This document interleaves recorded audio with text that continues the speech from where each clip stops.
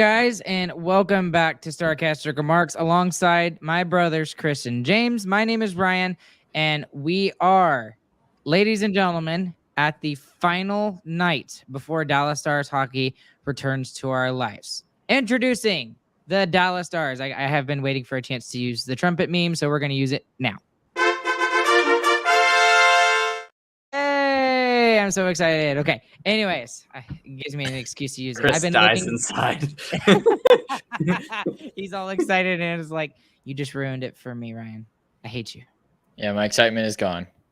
Oh, whatever. Don't give me everything. that. No, it's not. no, Finally, the it's darkness not. is ended. My happiness can return. I am now a happy person again.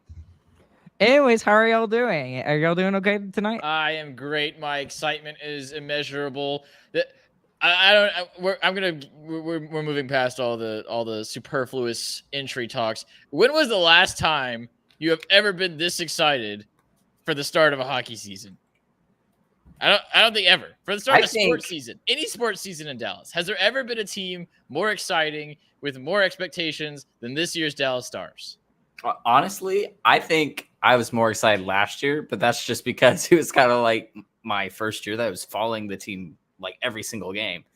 But this season, I'm looking past the regular season already, even, which is scary to think about. But yeah, that has never happened before, ever. And I mean, I don't think there's ever been a team in Dallas sports in my lifetime, so since 2000, that has ever had such big expectations as the Dallas Stars have. I mean, right now, if you don't win the Stanley Cup, you failed on the season. And that is a great place for this team to be. That's exactly where we wanted them to be. And boy, I'm just ready to get started and watch some hockey.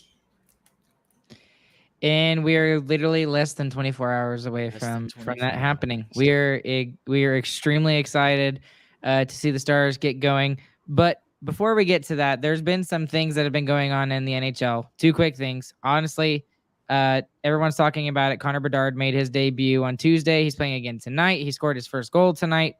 I'm scared for what this guy can do to the Dallas Stars in the next 20 plus years, because he looks very scary. Well, he's not going to matter the next three, so it's all good. And another Central Division thing that happened is, and this is a lot more interesting than the whole Connor Bedard thing, is both Hellebuck and Scheifele, who were rumored to possibly wanting to get out of Winnipeg, both signed very long extensions for the exact same dollar amount. I can't remember if it was 7.5 or 8.5. I think it was 8.5. 8.5. 8.5. Thank you, James. I knew you would have the answer. 8.5 there. I mean, does this change their outlook for this team? Do you see them as a playoff team? I know some of us did not see them as a playoff team, and some of us did. What do you think on their outlook now, knowing now that I mean, because that really does affect the team, right? That cloud is gone from the fact that your number one center wants to be out. Like he signed for the longest term, and now they can actually sit down and focus on the season. Yeah, it's still a little bit foggy there just because, I mean, that's some weird stuff that was happening all around that team. But the third spot in the Central is fully up for grabs. I mean, almost any team could take that spot right now. Mm-hmm. Yeah. And I think that's kind of what it comes down to with those two re-signing. I mean, they look at the Central and they're like, this is a weak division, and we could probably win into the playoffs by ourselves. Like, honestly. Really could. I still believe there's going to be 3 teams from the Central that make it and 5 from the Pacific. There's too many teams in the Pacific that are, I mean, really good teams. And one of them is Seattle, who made their season debut on Tuesday against the Golden Knights, who rose their banner to the rafters for their Stanley Cup final victory last year. So hopefully we'll get to see the Stars do that on opening night next season. But what are you expecting from this team this upcoming season? What's some big storylines? What do y'all want to talk about? Because there's so many things that we could talk about. Yeah, I think we could talk about expectations first. I mean, this should be one of the premier teams in the league, and they should be expecting to go against every other team's best shot that they have that night. This is a team that's going to get circled every time they come up against another team's schedule, and they should be ready for that, and they should still dominate them. I mean, you look at this lineup, it's one of the best lineups in hockey with one of the best goaltenders, one of the best defensemen, and some of the best young players that are coming up as well. There's no reason for this team not to be absolutely dominant. And I mean, if you're looking at regular season, which obviously isn't our final goal, regular season, you should be looking at the top prize. You should be looking at President's Trophy. That's how good this hockey team is. We're not considered a dark horse anymore. Last year, we very much were. I mean, a lot of we were a dark horse. People didn't even. We were totally a dark horse, Brian. We snuck into the playoffs the season before, and we fired our coach. We got a new coach. We still have our young player Robertson who came in. He kind of had a breakout year, and then he did it even more so last season, even more. I mean, no one expects that. That's coming out of left field, and then everyone around the whole team does better. Even, I mean, that came out of nowhere for a lot of people. Yeah, no more dark horse anymore, though. Everyone knows who you are. They're expected to do this now. I mean, Robertson is on everyone's top forward list now, no matter whose you look at. I mean, he just keeps scoring, even though the rest of the team kind of slowed down a little bit. I mean, he just kept going and going and going. I guess the biggest thing and the biggest question we could ask of this team when it comes to expectations is the obvious question. Are they going to live up to those expectations at the end of the year? We're going to look at the regular season and then look at the playoffs and say, they fulfilled those expectations or did they fall short? The thing that's really scary to think about is the fact that anything less than I think a Stanley Cup final would be, even if they lose, I think that I would be okay with that. I wouldn't be super okay with that, but that's the expectation, is to get to the Stanley Cup final. Yeah. But in any case, in the playoffs, for me, it's how they lose. I mean, that's really the key there. I mean, you can lose in the first round, but if the team on the other side is just playing out of their mind and goes all the way and destroys everyone else, it doesn't matter. Or they have a goaltender like Marty Turco did against the Vancouver Canucks those years ago, where he had 3 shutouts and lost the series. No, I'd be pretty pissed if that happened. That's what I'm talking about. Like, and that goes to your point, James. I don't even know if those excuses are valid. I mean, if you look at the Stars, if they are playing their best hockey, they will beat any other team. I don't think there's a team that can beat them if the Stars are playing at their best. And last year in the playoffs, they were not playing at their best, and they still got to the conference final and had a real shot at being the Stanley Cup champion. So I get what y'all are saying with those kind of things, but no, there's no excuse. I mean, this team is good enough to win the Stanley Cup. That is what it is expected of them. Speaking of expectations, let's listen to a couple of quotes from some scouts who are not affiliated with Dallas and what they're saying about the Dallas Stars. I would say Dallas is one of 4 teams in the West that could win the Stanley Cup right now. To me, it's Dallas, Colorado, Vegas, and Edmonton. Then everyone else. I think if you picked one of those 4 teams to be in the Stanley Cup final, you'd feel good about yourself.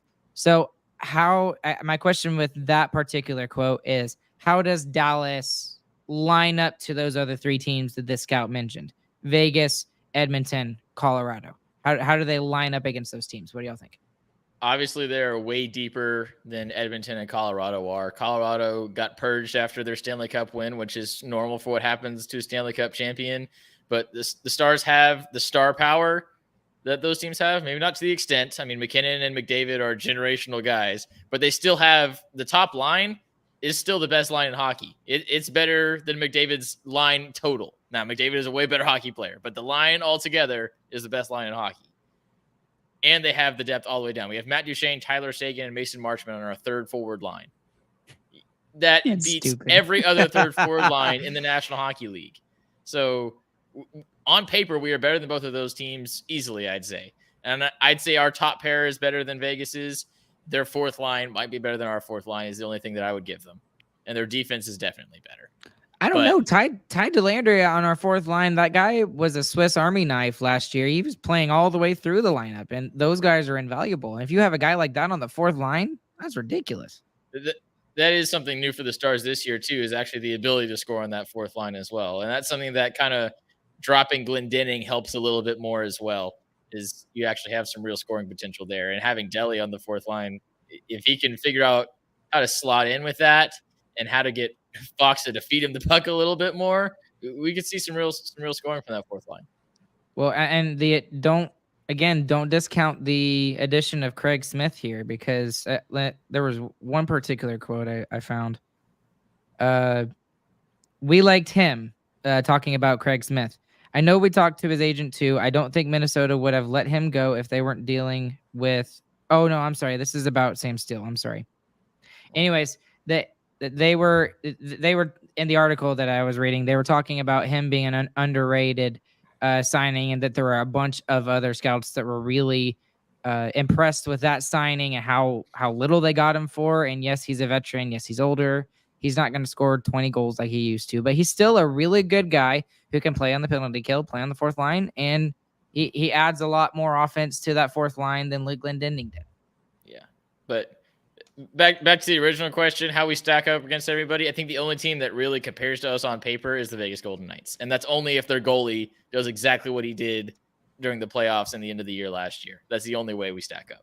Which, I mean, he had a good first game, honestly. If y'all saw the game, he was playing out of his mind. But was it Aiden Hill who started the game? I think so, yeah. Yeah, I don't even know. I didn't watch the last game, so. Okay. Anyways, moving on from that, just a couple more quotes from this particular article. I like the moves Dallas made. I think they took some steps to shore up any of those questions on offense. They'll be the best team in the Central with Colorado.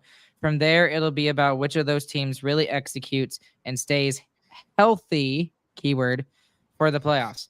And unfortunately, this kind of leads me into the next big question, is about that healthy part of that quote.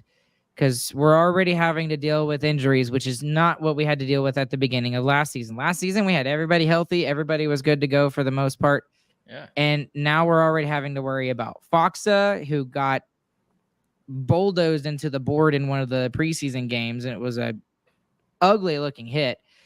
We had to worry about Wyatt Johnston, who's nursing something minor, and it looks like he'll be in the opening night.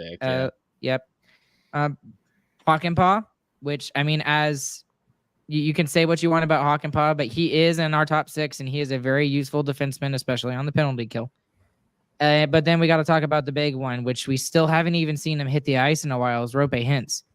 And I was reading an article from Saad today, who he was doing like a training camp, like wrap up, like talking about what happened and who impressed the most. But his biggest question was, is Roope Hintz's health going to be an issue for the whole season like it was 2 years ago, where he was basically playing a game, not playing a game, playing a game, not playing a game.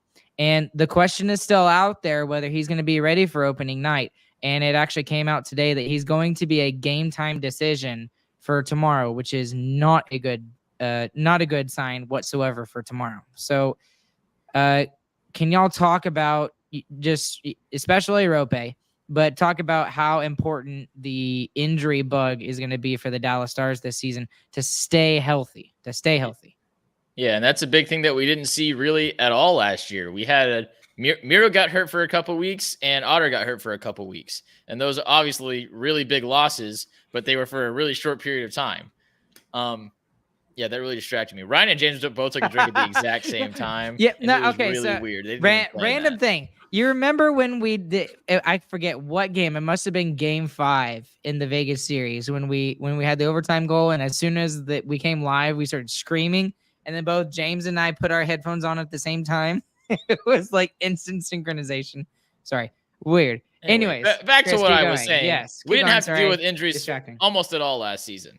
So the way my brain works is that means we're going to deal with a good bit this year.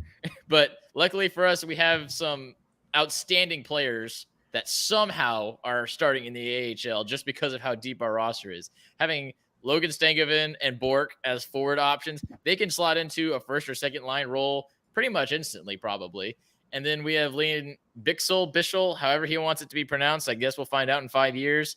But he is an outstanding guy who could slot into the defensive core super easily as well. He was impressing all over the place. So we have 3 guys that on any other hockey team would have made the lineup except for ours.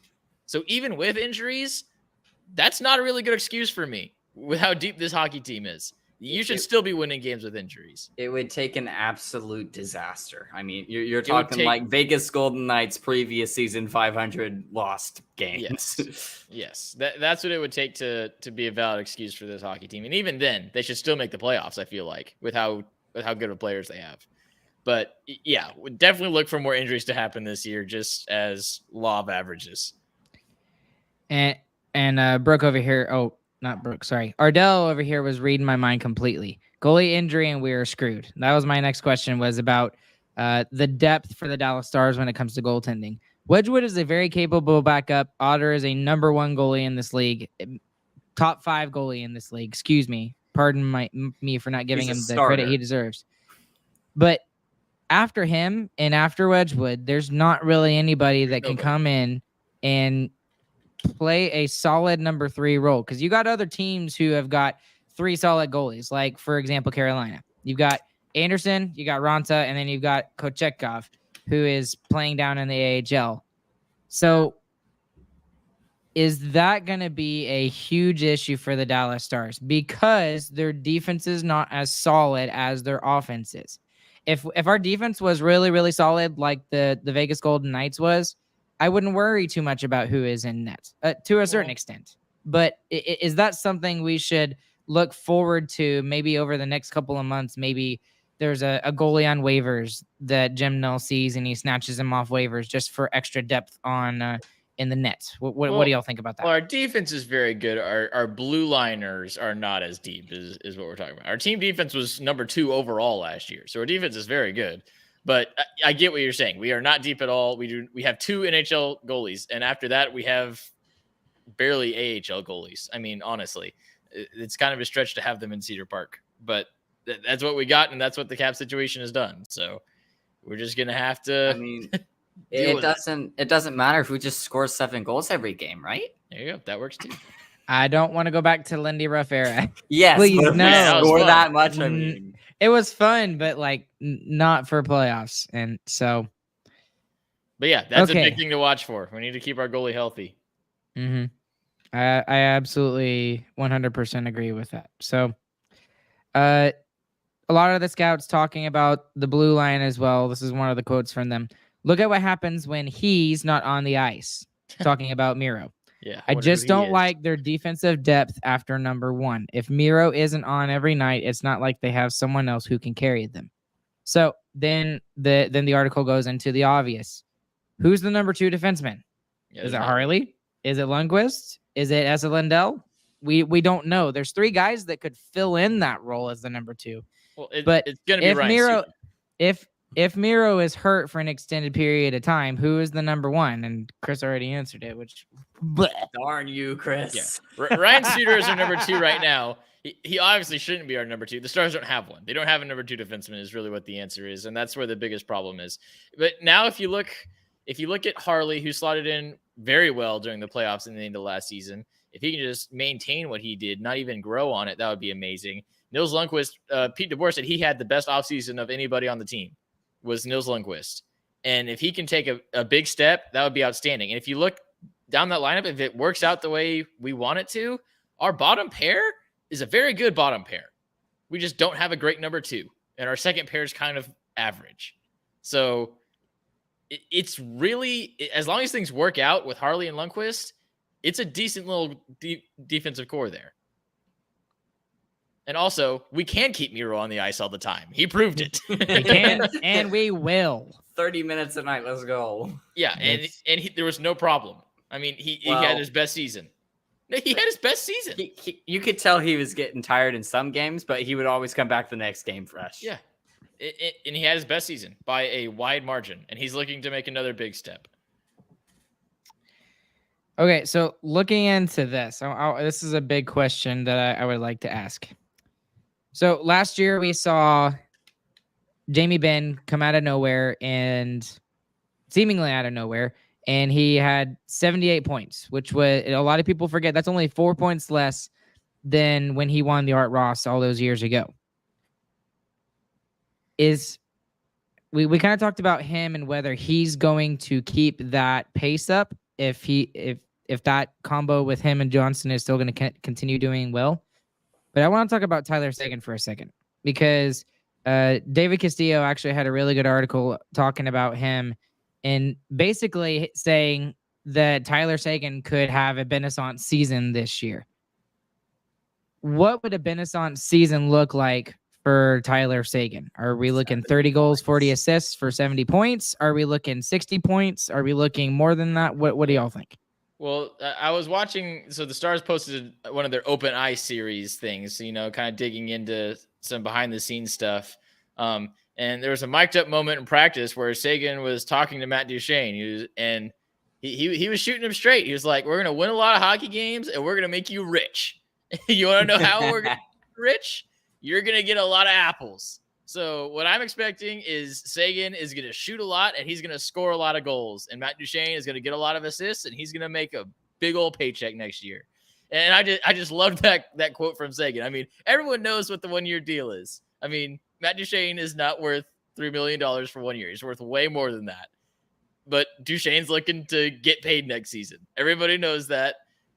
And Duchene wanting to get paid next season aligns with our interests. We want him to get paid too because he's going to get us a ton of assists and a ton of goals and wins the Stanley Cup. So that's another thing that I love about this team. There's no beating around the bush. There's no bull crap. I mean, everyone knows what's going on. Everyone is being straight up with each other. The expectation is to win the cup, and Duchene wants to win the cup and get paid. I mean, I just love people being straight up like that. And yeah, I think Seguin's going to be trying to score goals. Duchene's going to be trying to get some assists. What do you think, James? Do you see a Benaissance type season coming from Tyler Seguin? I really hope so. I mean, in terms of big injuries, it does kind of line up with a lot of other players' timelines. I mean, like normally 3 seasons after the big injury is when you start to get at least somewhat back up to speed. Sometimes it's only like the 1 season off, but you have seen before where players will have 2 seasons just kind of like meh after big injuries like that. And then the 3rd season, they're able to make it back. It's just like it either happens this season or it's not going to happen at all, which is kind of the scary thing too. And I think normally what happens after that, like 2nd season of not great, like you said, James, is they play differently. I mean, we talked a lot last year or last offseason about how Ben would have to play differently. And he did. Less ice time, more energy, more speed. He changed his skating. He changed the way he played hockey, and he got rewarded for it. We always compared it to Ovechkin. Ovechkin used to play smash mouth, throw his weight around hockey, and he changed it to sitting in his kitchen and doing one thing really well, sitting on the one-timer. And still scores 50 goals. And still scores 50 goals a year. Seguin needs to figure out how to score goals without being fast because he's not fast anymore. He lost his legs. So, but he totally has the hockey skill and the hockey brain to do it. He just needs to figure it out. So going forward, I really wanted to talk about him because unfortunately with the injury that Roope Hintz is dealing with right now, he has been the key guy, filling guy for when Roope has been out. So if he has to play there for an extended period of time, I think that hurts the chemistry of the line a little bit without the speed of Roope there. But, I mean, Tyler is really going to have to step it up if Roope is going to be out for an extended period of time. It doesn't seem that way. It doesn't seem that way, but off of the way that they're talking about Roope and him being possibly a game time decision for Thursday. But let me ask y'all this, because I think this is also stupid how they did this. So the Stars play on Thursday. And then there is literally 4 days in between their game on Thursday, and then they don't play again until next Tuesday. So if I'm Pete DeBoer and I'm looking at Roope Hintz, and it looks like he is incredibly close, but there is a possibility that he hurts himself in that first game. Maybe you leave him out for the first game, and I mean, it's basically another week until we have another game. So if another week will be good for Roope Hintz, and long term that will be good for him going forward in the season, maybe you sit him down and say, "Hey, dude, chill. we'll be okay for the first game. I'm really sorry. I know you're excited. It's the first game back, but for your benefit and for the benefit of the team, you need to sit out this first game. Yeah. If he's not 100%, he's not playing. I'm pretty confident in that. Yeah, I pretty much agree with that too. I don't think. I know it's a little different because it's season opener, but you just can't. You can't risk it this year. You just can't. Maybe if it's like your team has to have a good start to be able to make it into the playoffs, maybe you risk it. But like, I think this team is going to make it into the playoffs regardless. So, agreed.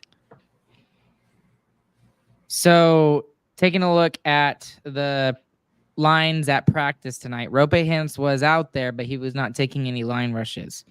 So if this is what we're going to see on opening night, and this is what we're expecting to see, this is what we've got. We've got Seguin, Robertson, Pavelski on the top line. No surprise there. We got Duchesne, Marchment, and Dodonov on there as well. So a little bit of a different, not bad. It's pretty good.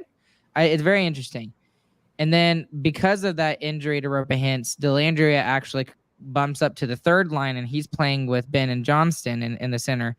And then the fourth line still looks pretty good with Foxa, Craig Smith, and Sam Steele there. I think they're all centers, right? I think all three of them are centers. So even with that, that's still a pretty good opening lineup. And like I said, Dellandrea is key for being that Swiss Army knife and being able to play in the middle six when he's needed to be. Yeah, and honestly, you were kind of showing some fears with Seguin being on the top line. I have none. I mean, we saw last season he slotted in there and was perfectly fine on the top line, and they were almost good enough to keep Rope off when he came back for a little bit there. You're right, because then they didn't even put Rope back in the center when he was healthy again. Not immediately. I think it was 2 periods, but but still, it didn't last long. It was notable, and then. That's also just where Seguin wants to be. I mean, almost his entire career, he was a number one center. And that's the guy he wants to be. He wants to be the guy. So he's probably more confident in that spot than he is even in a third line center role. And the line dynamic does change a little bit because you're going from speed demon who just makes space for everyone to now you kind of have you have 3 like incredibly intelligent and strong shooters too, all on the same line, and they're passing sometimes they just all be in the spots that they expect. I mean, even Seguin taking Hintz's spot, I mean, he knows where Hintz is going to be as well, just because of how the line busts out. I mean, that's how smart those players are on that top line. Yeah. So not too worried about that. And like you said, Hintz is going to be day to day, as long as it's just not the Nagy injury like we saw from 2 years ago. So taking a look at the defensive pairings, they're nothing that we didn't see during the preseason. Suter is with Heiskanen. Hopefully we'll keep our fingers crossed and we'll see how that goes. But then the other 2 pairings are much more interesting. They're different than last year. You've got Harley with Hakanpää, and you've got Lindell with Lundqvist. Now, I mean, does it really matter which one is the number 2 pairing because of the way that Pete DeBoer plays? I don't think it matters. Yeah. Yeah, they're about the same. So, and if they can stay that way, I think that would be ideal, and that would give us, honestly, a very good defensive blue line. Other than Suter. Again, I really think this team, you go and get out a number 2 defenseman, you know, the Shea Theodore. A Shea Theodore to Alex Pietrangelo. This team, it looks unbeatable. What team isn't saying that, though? Man, if we just had Shea Theodore, darn. Well, I mean, like, you remember for a while, he was the number 1 guy. And then when they signed Pietrangelo, he was the number 1 guy. And Shea Theodore went to the second pairing. That's ridiculous. Yeah, but everybody wants a guy like that. So we're not going to get one. I think we will. I don't think it's going to happen anytime soon. But you think trade deadline we get a true number 2 defenseman? There's no cap space, Ryan. There's no cap space and there's no players. There's no players available. Even if players do become available, there's nothing we can do to get a number 2 defenseman on this team. If Nil does that, then he is the GM of the year again. I mean, back to back if he does that. Okay.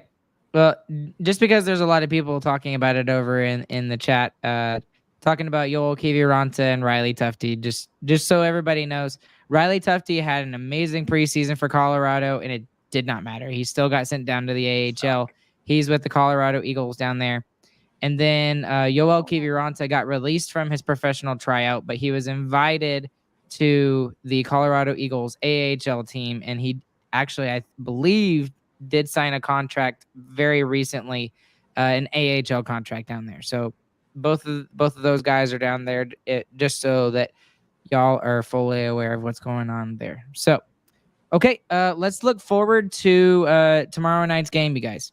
So the Stars will be opening the season up against the dreaded Jordan Binnington and the St. Louis Blues. What's something you would like to see the Stars do opening night? Score a goal. Yeah, there we go. That's a good first one.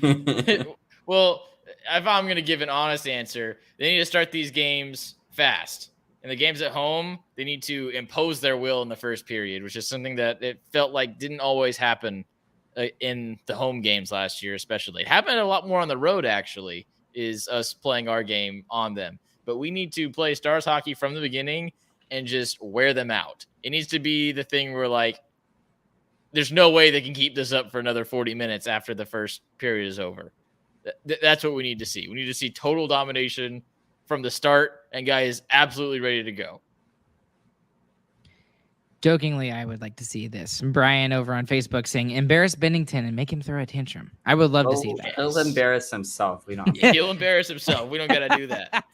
But I agree with you, Chris. I think it would be a really big thing for the Stars to come out and really completely dominate their will on the St. Louis Blues. Because despite the Blues not being looked at as a playoff team right now, they're in that mix for that third spot.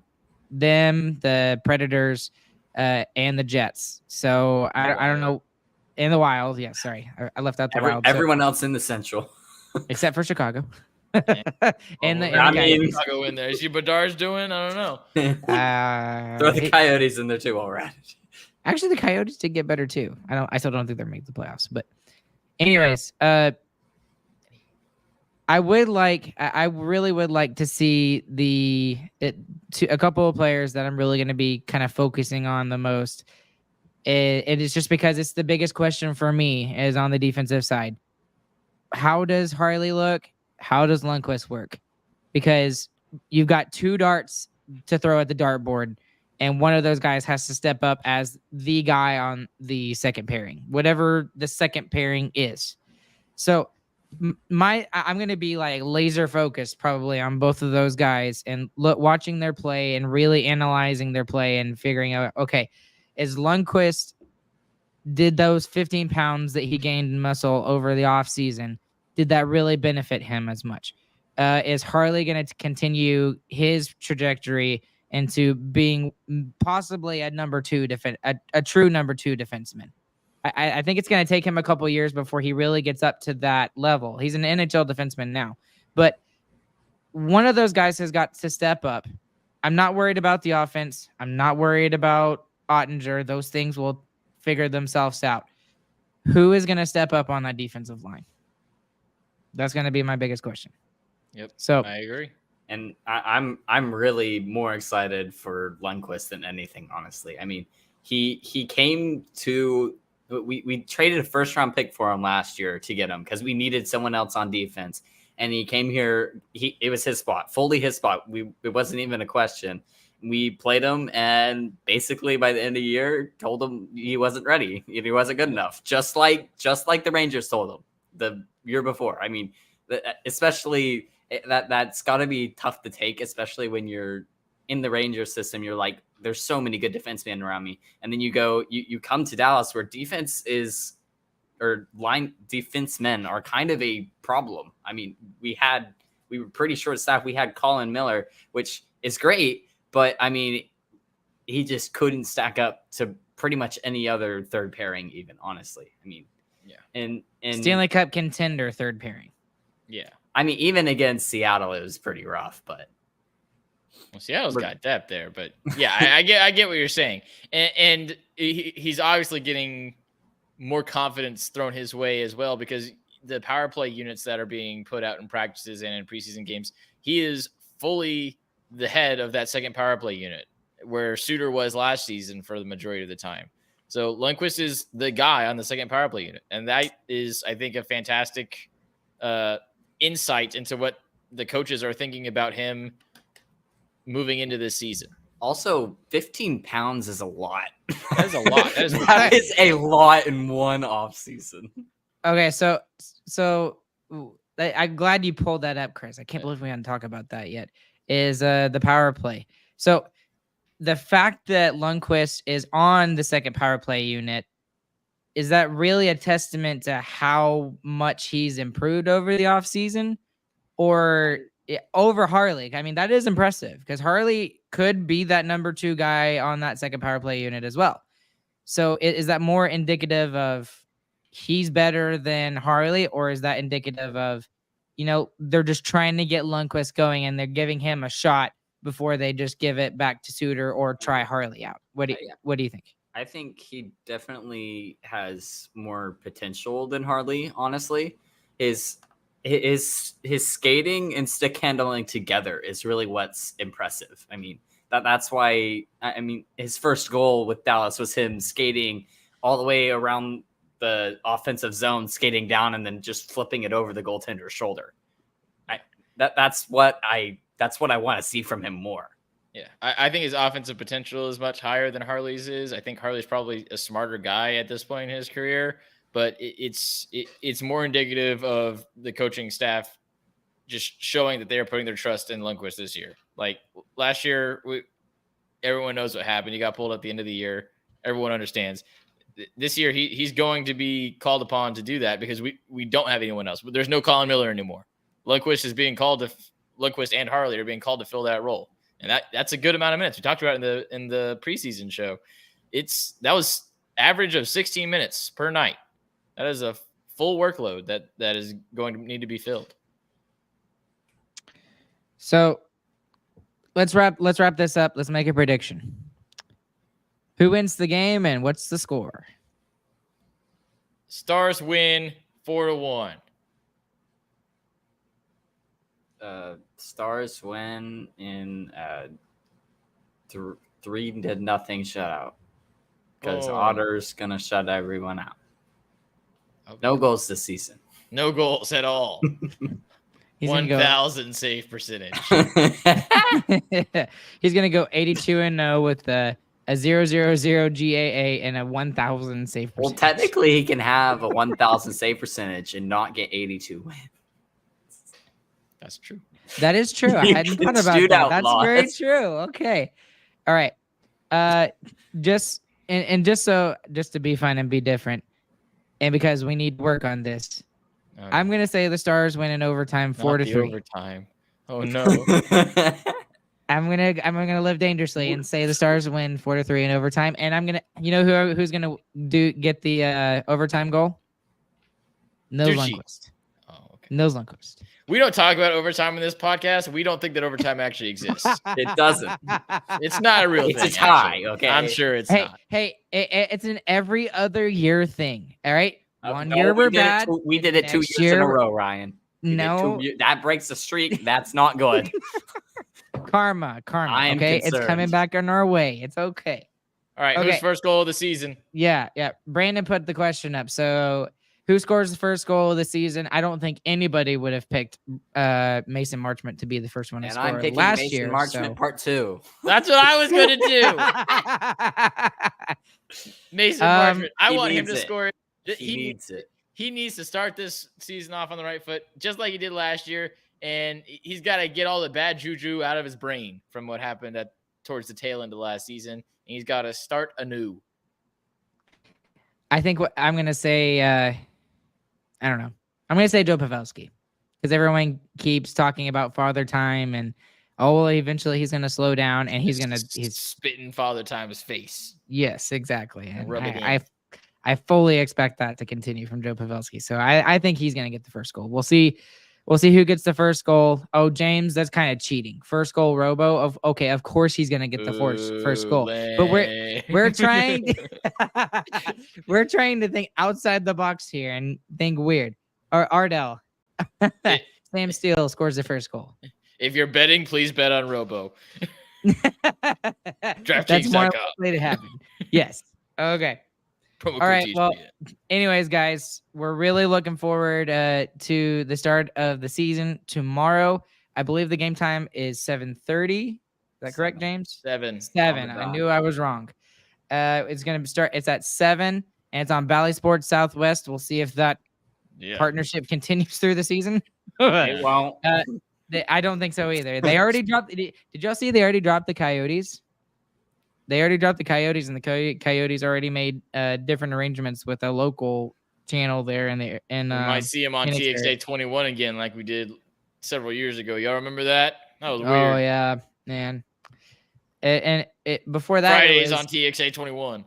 Well, and then before that, it was before y'all's time. It was on KDFI 27, and then it was called My 27, and then it went to TXA 21. My 27, yes. And they had reruns of like Everybody Loves Raymond and stuff like that. Nice. Anyways, one more thing before we get into our Who Cares segment tonight, because we have to mention it because I am shocked. The Rangers are 5-0 in the playoffs, and they're in the ALCS. That is amazing. I fully wrote them off. Once they dropped out of the playoff spot, I was like, you know what? I'm done. I hate baseball now and forever. It worked, Chris. And it worked. I tell you what. And I've been watching the games of the postseason, and they keep on winning. And they're winning by a lot. And they can pitch now, too. And now we're going to get more pitchers back maybe this series. It's going to be fantastic. I'm happy. I'm excited. And, man, Rangers versus Astros, it's going to be a war zone at my That's what I was going to – I wasn't sure if they had won the game or yet or not, because it was 3-2 in the bottom of the 8th last time I checked. So they did win. So it is an all-Texas showdown in the American League Championship Series. How cool is that? That's going to be so much fun. So all you Houston Stars fans, for the next 2 weeks, you're dead to me. I mean, it's so awesome. Like the rivalry between DFW fans and Houstonians, it's so awesome because Houstonians hate DFW teams. DFW teams are just like, go away, little brother. Yeah, little right? brother. That's go away, little brother. Right. Okay. So, anyways, I just thought that was worthy of mentioning before we continue on. But I mean, we've got a whole weekend of no hockey, so you got to watch some sort of sports something. I'm not sure when the ALCS will start, but I'm assuming Saturday, maybe even Friday. I can't remember. I think it's Sunday, actually. Oh, really? Wow, that's kind of... They normally start pretty quick, but I guess not. I don't recall. This is not a baseball podcast, so we did not... okay, but there's a lot of DFW fans that listen to us, so... Brian, not the Cowboys. What are the Texans We're just going to go right over that, okay? We're gonna go right over that and pretend that's still better than the Texans. Chris, when is A&M getting a hockey team? UT has one. Don't they have a hockey team? A&M does have a hockey team, and they consistently beat UT every single year. Because don't they do like don't they do it on the Island Americans ice sometimes? Nope, you're wrong. No, where do they do it? Remind me. Is it Comerica Center? Maybe. Nope, they do it at the Aggies home ice, or they do it at UT's home ice. Really? I swear like there a was a hockey game. There was one game. I swear it was several years ago. There was one game that they did it at the Winter Classic, but they only played like 40 minutes, and it was really weird. Oh well, the Aggies who cares? That it was fun. Okay. Anyways, moving on. We are in our Who Cares segment for the evening. I guess it was sort of kind of my idea, so I'll go ahead and introduce it. I'm pretty sure we've done different types of things like this before, but we are doing our top 3 gummy candies this evening. Our top 3 gummy candies. So, who would like to go first? Or am I going first? You're going first. I'm going first? Okay. Yes. All right. They are not called kazoozles anymore, but they're like those sweet. This is my They're number 3. Kazoozles. They're called Kazoozles for now and forever. okay. They're like the actual name of them now is like sweet tart ropes or something. That's Yeah. so lame. That's so And lame. Call them they have Kazoozles. they have 2 different kinds. They have like I don't even original, whatever their original is, and then they have a strawberry kind. The strawberry kind is way better. Amanda, Have you had does the not watermelon like- ones? Oh, there's watermelon ones. There's watermelon. Oh, ones. I'm in trouble. I'm gonna have to go Yeah, find you them. got. Now. You Thank gotta you get on Chris. Amazon right now. All right. Wait, I forgot Chris. what my number 3 was. No, I remember now. Okay. I don't know why this feels like a new candy to me, but I don't think it is, but it feels like it is. Nerds Gummy Clusters. You took a nerd rope and you cut it up into little pieces. Brilliant. Love whoever did that. He's my favorite. Nerds Gummy Cluster. Boom. That's Yeah, my my- number 3. Yes, Matthew sir. over here. Oh, It's number 1. I figured them out, and I probably ate them for 3 weeks straight. oh yeah. They Did are you know awesome. they- Nerd gummy clusters. Did you know they have different kinds of gummy clusters? Yeah, they got Very Berry. Yes, and they've And, got the rainbow one. Ooh, yeah, the rainbow one's the best one. I actually like the very berry ones better. I do. They need to come out with like individual, like I want strawberry Nerds Gummy Cluster. That's what I want. I want a grape Nerds Gummy Cluster. Oh, so not figure like it a out. mixture. No Not like a mixture. mixture. I want a straight flavor. Okay. Figure it All right. out, everybody. So I guess we're at mine. We're at me, number 2. Yes. Okay. All right. My number 2 is just the classic gummy lifesavers. The classic ones. There's so many different variations now. They've got like the collisions now. They've got like just the red ones or just the berry ones or whatever. But you can't go wrong with the classic ones. And those are the ones that I've been eating quite often to the detriment of my teeth. But they're really good. And I've eaten them since I was little.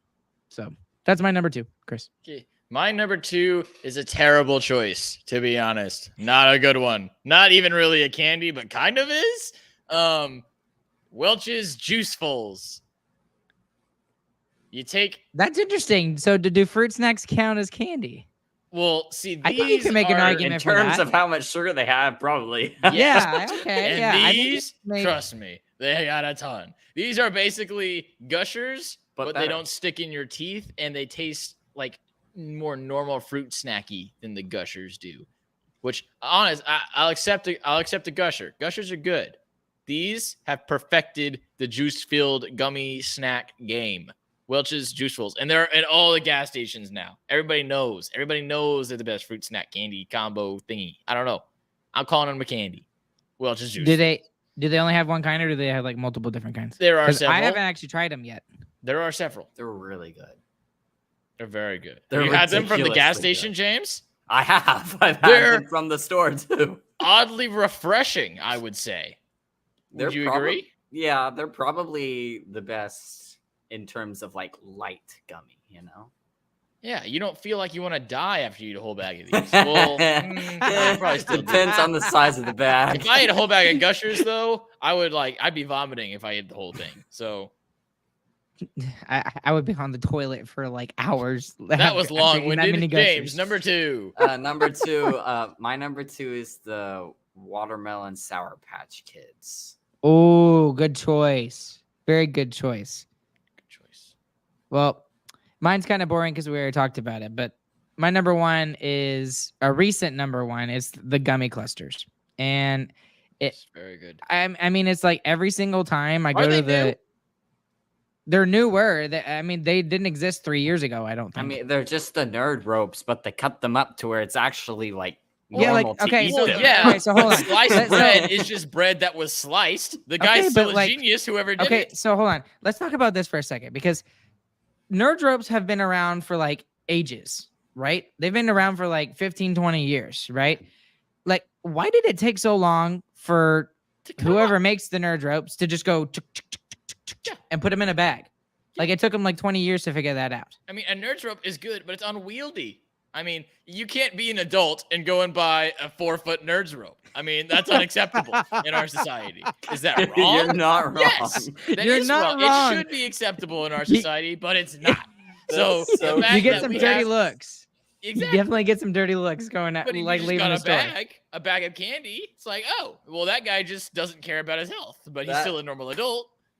That might be the most truthful statement you have ever said. Okay. All right. Moving on from my number one because it's boring because we already talked about it. Chris, what's your number one? Make it interesting. My Well, number one? Do James's number one. 'Cause Yeah, mine at do least will my be a number little bit one. more interesting than James's will. My number one Ooh. is Haribo gummy bears. Chris knows Yes. it. Ryan knows it. Everyone in my family knows it. One time, one of my friends got me 4 bags of them for my birthday. One time, I went and bought the 25-pound bag. Oh my gosh. I went to Germany and bought you a bear. You got from me. Haribo. You got me. Where is a- it? a Go get it stuffed right now, har- James. Get the golden bear while I talk about my number one. Okay. Oh wait. no, it's Haribos right are there. good. Oh, you It's literally have it on the shelf Yeah, behind I you? have Are it you on the shelf serious? behind There you go.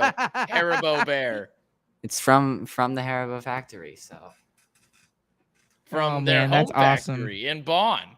I know way too much It's about amazing. Haribo now. I'm Moving- very jealous of you.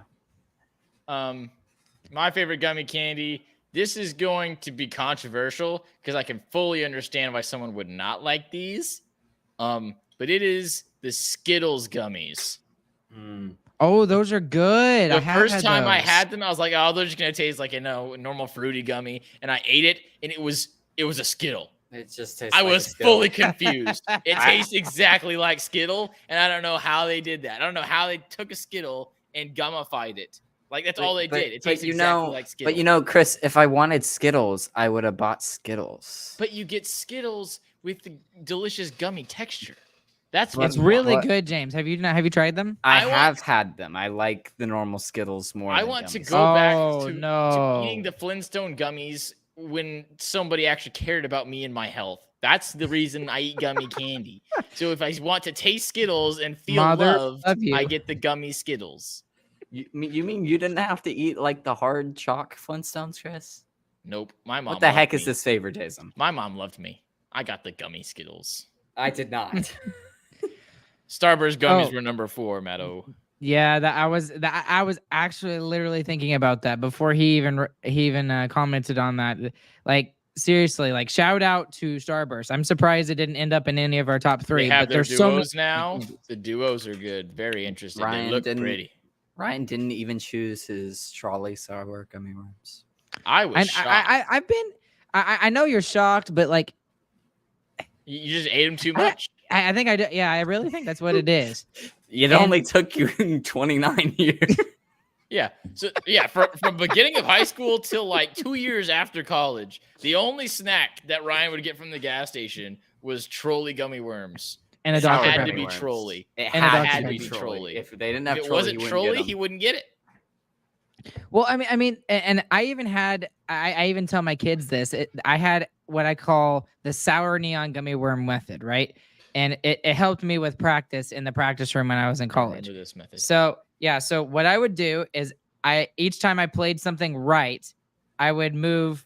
I'd have like I literally had like this 50-pound bag of these trolley neon gummy worms, and each time I played a measure or certain amount of music correctly, I'd move it over, and I would have to get 5 right, and then that would go into my bank account that I was allowed to eat after I was done practicing. Right. Well, you if don't I get got sugar in 4, your instrument, kiddos. yeah. So if I got 4 right, but then the 5th time I got it wrong, I didn't get to eat any of those, and I had to restart back over at 1. Right. So I had to go in 5 at a time in order for that to work. So it worked. I was a great musician after I figured out that method. So He long was story that awful nobody before. cares about. But anyways. All right, guys. Anything else for this evening? Nope. It's I'm Hockey tired. Eve, the second most wonderful eve of the year. I think it's the best eve of the year. That was a stupid thing to say. I'm tired. Chris just stared at me and like, you're an idiot. Anyways, I'm gonna wrap up before I turn red and get embarrassed anymore. Thank you guys for listening into this episode here tonight. We're really excited for the Dallas Stars to take the ice tomorrow evening at 7:00 against the St. Louis Blues at American Airlines Center. Hopefully we see Robe Hintz on the ice there tomorrow evening.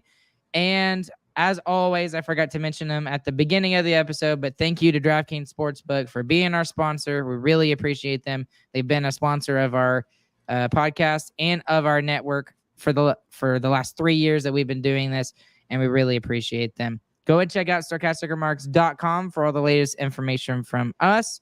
We're going to be really starting to ramp up these blog posts, so we give you an additional Stars content after every single game and through the duration of your week.